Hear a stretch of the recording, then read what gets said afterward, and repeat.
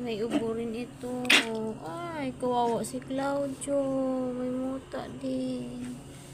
Ano ba yan? Mga aso, mga tuta naman yung pasyente ko. Patingin ang mata mo. Ayan, oh. Ano kayang sakit mayroon sila? Ito naman, hirap na hirap. Ano ba yan? Nakakaawa naman itong mga alaga ako.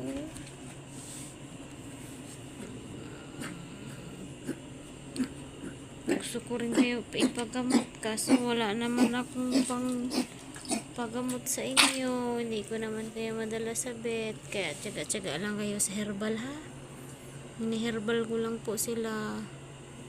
May sakit. Ay, ito yung itim. May sakit din yan. Ayun din, oh. Ito, oh. Magkaumpisa lang magkasakit, oh. Tapos nagmumuta. Ito rin, oh. Nahihirapan. Tapos nagsusugat yung katawan niya. Ano kayang sakit nito?